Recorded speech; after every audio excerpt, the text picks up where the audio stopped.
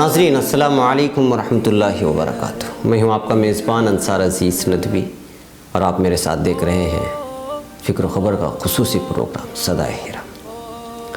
नाज़रीन, ये सदाए हिरा की 7वीं क़िस्त है। इससे पहले कि लगभग 6 क़िस्तों में आप लगातार मुख्तलिफ़ कौमों के हालात सुनते आ रहे थे, जिसमें रूम व ईरान, यहूदी, ईसाई, हिंदू मत, बुद्ध मत और दीगर यूरोपीय ममालिक का हाल बयान किया गया।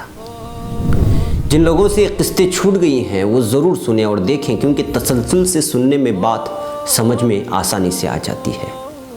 अब मैं आपको ले जा रहा हूँ उस धरती की जानिब, उस कौम की जानिब जहाँ आप सल्लल्लाहु अलैहि वसल्लम पैदा हुए थे। दरअसल सीरत पाक सल्लल्लाहु अलैहि वसल्लम का आगाज़ यहीं से होता है। अरब की सरज़मीन को, जुग़राफ़ियाई और वहाँ के आवाम के हालात को समझना ज़रूरी होगा कि जब आप सल्लल्लाहु अलैहि वसल्लम को दुनिया में मबऊस किए जाने की तैयारियां हो रही थी तो अरब का क्या हाल था, वहाँ के लोगों का क्या हाल था। नाज़रीन, मैं आपके सामने एक एक करके चीज़ें रखता हूँ और कोशिश करूँगा कि बआसानी आपके सामने सारी चीज़ें आ जाएं। देखिए, अरब के जुग़राफ़ियाई ढांचे पर आप नज़र करेंगे तो ये जज़ीरा संगलाक नीम बंजर ज़मीन पर था, यानी कि कुदरती वसाइल से मालामाल नहीं था। यही वजह थी कि सहरा की जो खसलतें होती हैं, हट धर्मी, उच्छड़पन, सख्त मिजाजी, सब इन लोगों में पाई जाती थी।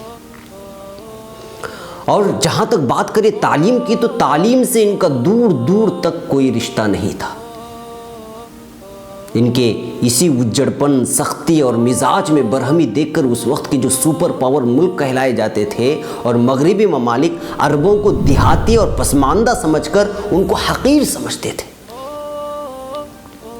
नाज़रीन, मैंने सीरत इब्न हिशाम का मुताला किया तो यहाँ मुझे किताब के आगाज़ में आप सल्लल्लाहु अलैहि वसल्लम की हसब नसब जो आदम अलैहिस्सलाम तक पहुँचती है, उन ख़ानदानों के बारे में तज़किरा मिला, मगर अरबों के हालात नहीं मिले। मौलाना अली मियां रहमतुल्लाह अलैह ने अपनी तसनीफ़ इंसानी दुनिया पर उरूज व ज़वाल का असर में इसका तफसीली खाका पेश किया है। इसी का एक इक़्तिबास देखिए कि मौलाना अलैहि रहमा लिखते हैं कि अरब में जहालत व जाहिलियत की तरक्की के साथ साथ गैरुल्लाह की परस्तिश के अक़ीदे मकबूल व आम और अल्लाह ताला की वहदानियत और रुबूबियत का तसव्वुर कमज़ोर और ख़वास में महदूद होता चला गया। यहाँ तक कि पूरी कौम बुतों और मूर्तियों की, जिनको किसी ज़माने में शफ़ी और वास्ता या मरकज़ तवज्जो बताने के लिए इख्तियार किया गया था, साफ साफ परस्तिश में मशगूल हो गई थी। अरब में हर हर कबीला, हर शहर, हर इलाका का एक ख़ास बुत था, बल्कि हर घर का बुत जुदा था। उनके यहाँ बुतों के बारे में बड़ा गुलू और इन्हिमाक था। किसी ने तो एक बुत खाना बना रखा था, किसी ने बुत तैयार कर लिया था। जो बुत खाना नहीं बना सकता था या बुत नहीं तैयार कर सकता था, वह हरम के सामने एक पत्थर गाड़ देता था। हरम के अलावा जहाँ बेहतर समझ था, पत्थर गाड़ कर उसके इर्द गिर्द इस निशान से, इस शान से तवाफ़ करता जिस तरह बैतुल्लाह के इर्द गिर्द तवाफ़ किया जाता है। खुद काबे के सहन में 360 बुत थे। जी हाँ, 360।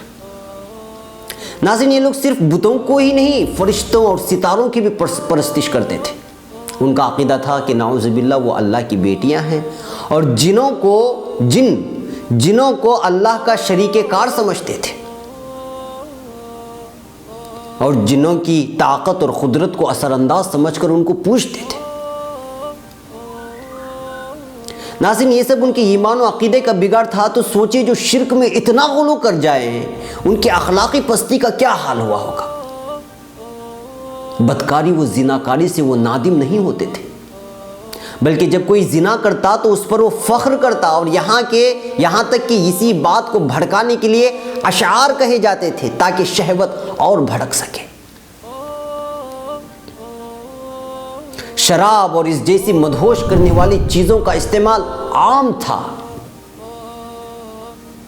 लौंडियों को ये लोग गाने बजाने के लिए पाला करते थे और उनकी जिनाकारी की आमदनी से ऐश किया करते थे। दरअसल ये लौंडियाँ जिनको कैयनात भी कहा जाता था, ये वो होती थी जो किसी लड़ाई में गिरफ्तार होकर के आती। वरासत का ऐसा हाल कि जो बालिग होता उसी को बाप की वरासत मिलती, जो नाबालिग होते उनको महरूम रखा जाता। हज़रत मौलाना सैयद राबिया हसनी नदवी मद्दज़िल्लुल आली ने रहबरे इंसानियत में रहमतुल लिल आलमीन और अल-मुफ़स्सल फ़ी तारीख़िल अरब क़ब्ल इस्लाम के हवाले से लिखते हैं कि बेवा औरत पर मुतवफ़्फ़ा शोहर के करीबी रिश्तेदार अपनी चादर डाल देता था। औरत खुश हो या ना खुश, वो चादर वाली की बीवी बन जाती थी, यानी बेवा। सौतेले बेटे भी अपनी सौतेली माओं पर इसी तरह काबिज हो जाया करते थे। औरतें बेहिजाब मजमे आम में निकला करती थी और अपने जिस्म का मख्फी से मख्फी हिस्सा अवामुन्नास को दिखाने में आर नहीं समझती थी। इस दिवाज के मुतालिक कोई कायदा मौजूद न था और महरम गैर महरम की तमीज़ के लिए कोई आइन मुंज़बित न था।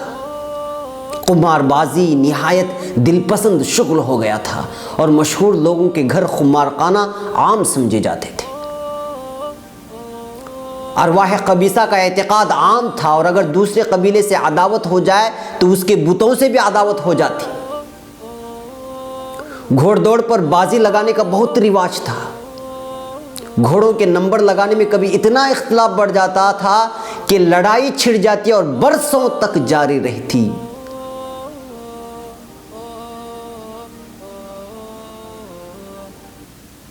अगरचे कि ग़ुलामों का आज़ाद करना मूजिब फ़ख्र मुबाहा समझा जाता था उस ज़माने में, मगर आज़ाद शुदा ग़ुलामों पर मालिक का हक़ मिल्कियत कायम रहता था। ग़ुलाम आज़ाद हो जाने के बावजूद उनकी मिल्कियत कायम रहती। अपने हक़ को दूसरे के पास फ़रोख्त या हिबा भी कर सकता था। ज़िराअत में ज़मीन का बेहतरीन हिस्सा बुतों के नाम पर ख़ास कर दिया करते थे। अगर इस हिस्से की पैदावार किसी अर्जी व समावी हादिसे से मारी जाती तो ज़मीन के दूसरे हिस्से की पैदावार से उसकी कमी को पूरा किया जाता। भूख और कहत के वक्त मवेशी का खून पी जाते थे।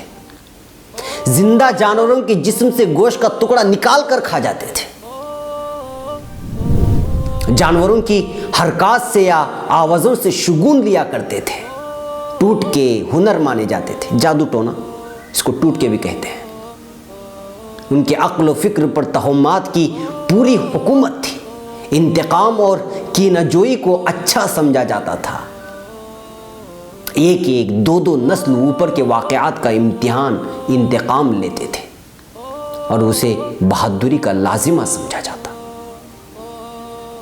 अरब से मुत्तसिल ममालिक जो फ़वाहिश और क़बाइह थे उनको जल्द अज जल्द अख्ज़ कर लिया करते। जो भी बुराई है डायरेक्ट ले लिया। हसब नसब पर गुलू के साथ फ़ख्र किया करते थे। हर एक कबीला दूसरे कबाइल को ज़लील व हक़ीर समझा करता था और रही बात बसा औक़ात अदावत, मुनाफरत और जंग का मूजब बन जाती थी। नाज़रीन, मुझे यहाँ रुकने की इजाज़त दें। अगले हफ्ते अरब के कुछ और हक़ाइक़ लेकर आपके सामने आता हूँ। अस्सलामु अलैकुम व रहमतुल्लाहि व बरकातुहू।